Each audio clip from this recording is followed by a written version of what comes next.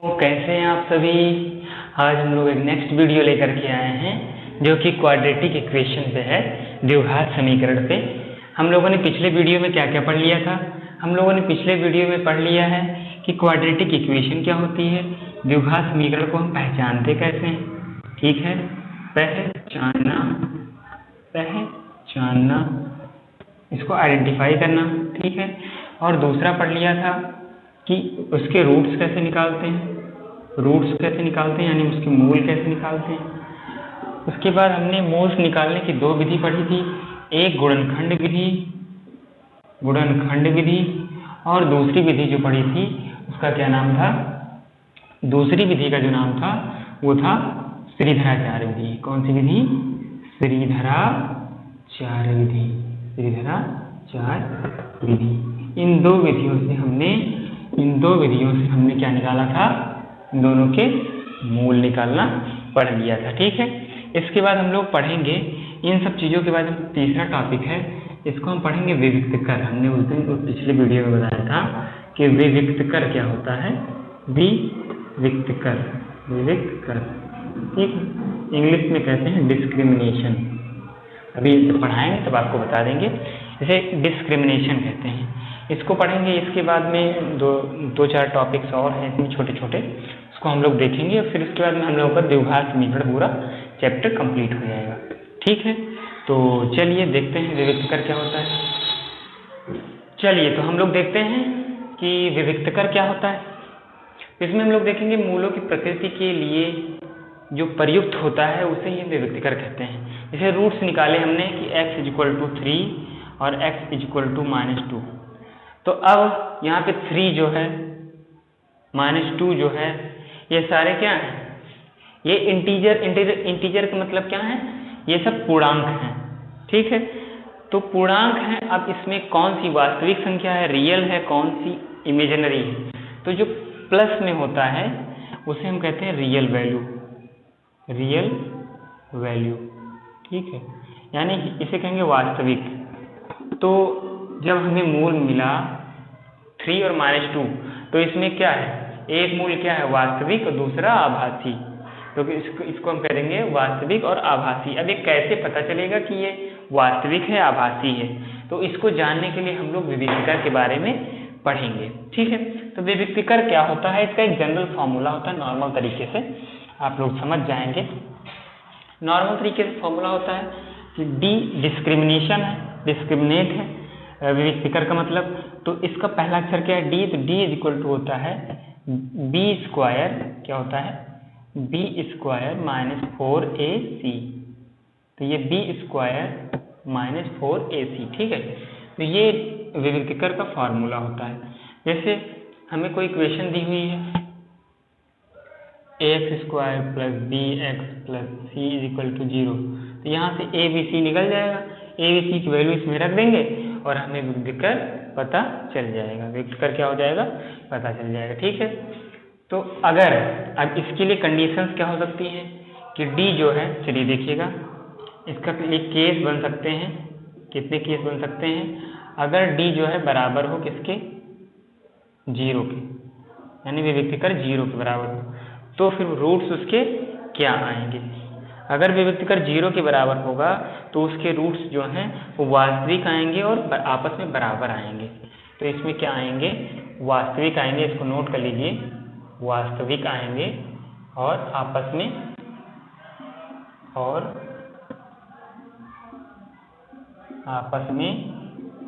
बराबर। अभी आपको दिख जाएगा, आपस में बराबर रहेंगे, वास्तविक और आपस में बराबर रहेंगे। केस सेकंड है। दूसरा केस क्या है कि अगर d जो है वो ग्रेटर देन 0 हो जाए, यानी d किससे, 0 से बड़ा हो जाए। d क्या हो जाए, 0 से बड़ा हो जाए, यानी कि धनात्मक हो जाए, इसका मतलब पॉजिटिव हो जाए। अगर पॉजिटिव हो जाएगा तो क्या हो जाएगा, तो ये हो जाएगा मूल वास्तविक हो जाएंगे लेकिन असमान हो जाएंगे, इक्वल नहीं है, तो इसलिए अलग अलग मूल हो जाएंगे। तो क्या हो जाएगा, वास्तविक हो जाएंगे, और यहाँ पे तो वास्तविक हो जाएगा और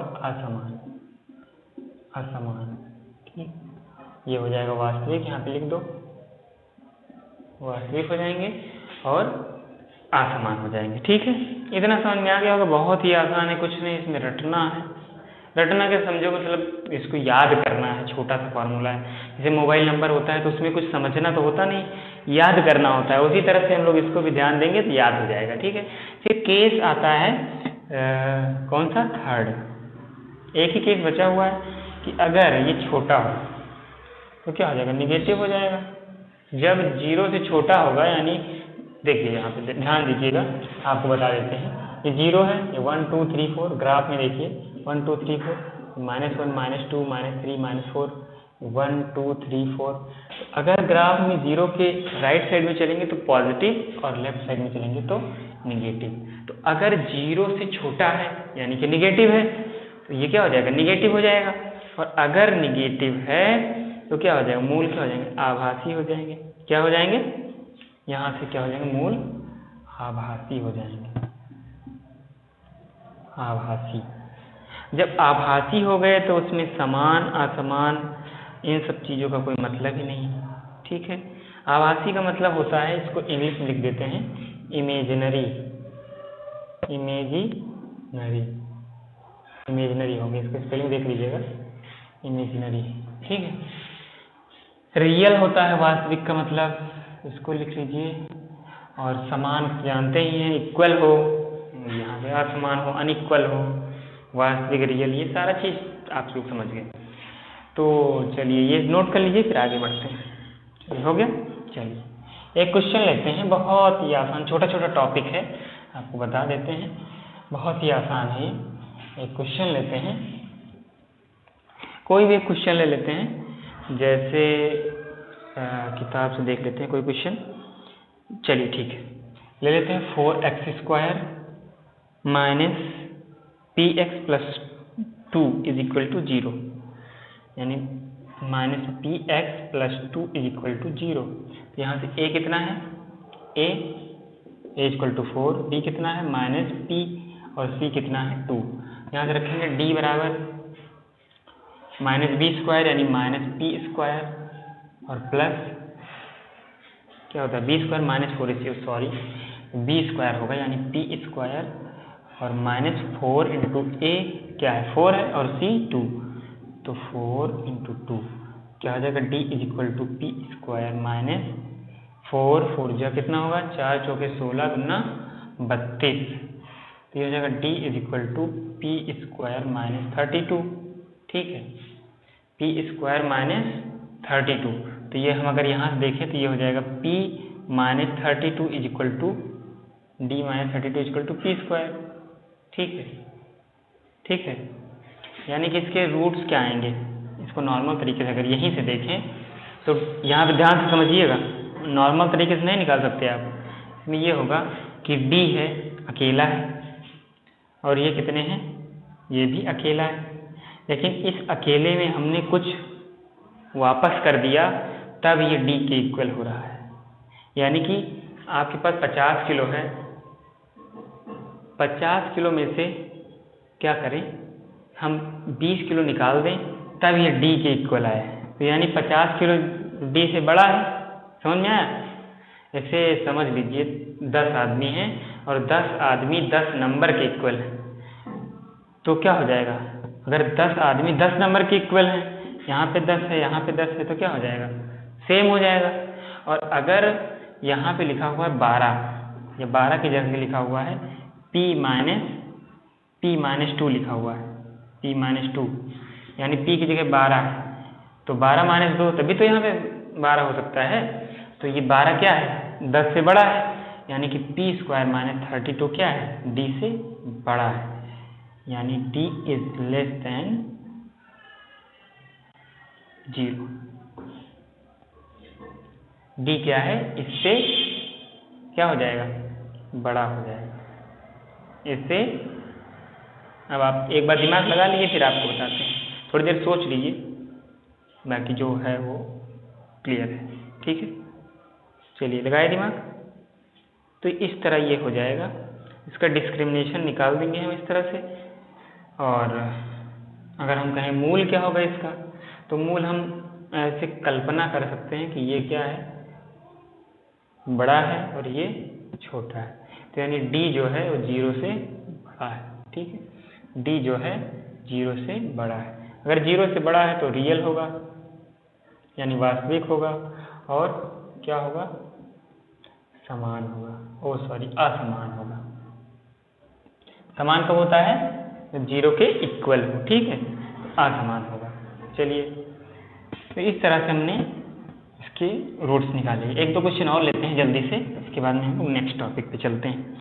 तो दूसरा क्वेश्चन लेते हैं, चलिए क्वेश्चन लेते हैं x² + 1 x² + x + 1 = 0। तो यहाँ पे a, b, c तीनों क्या हैं, 1, यानी a की जगह भी 1, b की जगह भी 1, c की जगह भी 1। तो d क्या हो जाएगा, d = देखिएगा, ध्यान से देखिएगा, क्या है ये, d फॉर डिस्क्रिमिनेट यानी विविक्त कर। d = b² - 4ac। तो b क्या हो जाएगा, 1, 1² - 4 क्या हो जाएगा, 4, a क्या हो जाएगा 1, c क्या हो जाएगा 1, तो यहाँ हो जाएगा 1। तो ये क्या हो जाएगा, 1² × 1 - 4। अब 1 - 4, एक में से 4 घटाएंगे क्या आएगा, चलिए d = -3 इतना आया। तो d = -3 मतलब d क्या है, किससे, 0 से छोटा है। तो फिर इसके मूल क्या आएंगे, कुछ नहीं। अगर 0 से छोटा है तो कुछ उसमें कहना ही नहीं, क्या होगा, सीधे आभासी हो जाएगा, सीधे आभासी यानी कि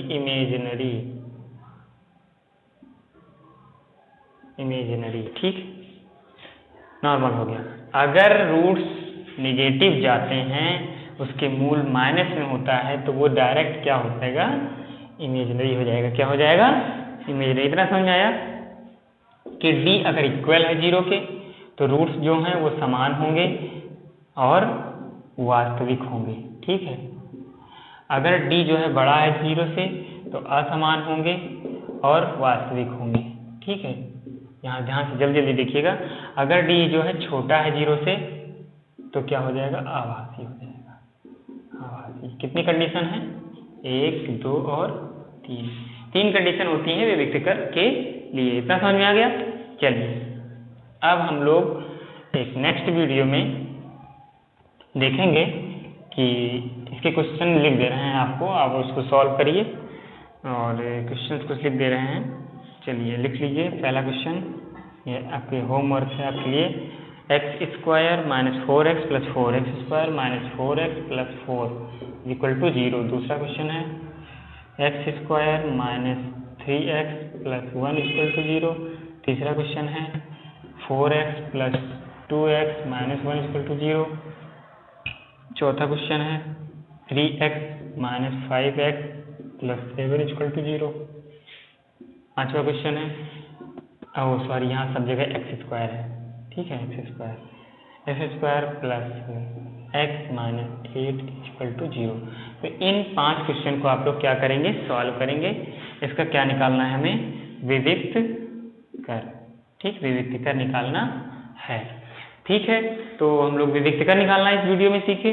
और अगर आपको ये सब समझ में आ रहा है तो चैनल को सब्सक्राइब करें, लाइक करें, और ताकि हम लोग भी नेक्स्ट वीडियो लेकर के आएँ अच्छे से। और पूरा इस हाई स्कूल की मैथमेटिक्स को एक सीरीज में हम कर देंगे, और आप लोग उसको वहाँ से जा कर के देख सकते हैं। तो आपको एक प्लेलिस्ट दिख रही होगी, जो इससे पहले का वीडियो नहीं देखे हुए हैं, वो सीरीज पे जा करके, एक यहाँ पे सीरीज दिख रही होगी, एक यहाँ पे सीरीज दिख रही होगी, दोनों में से एक आप लोग जा करके, और विविक्तीकर से रिलेटेड, द्विघात समीकरण से रिलेटेड हाई स्कूल की मैथमेटिक्स की बहुत सारी वीडियोज़ हैं, आप उसे जा करके और देख सकते हैं।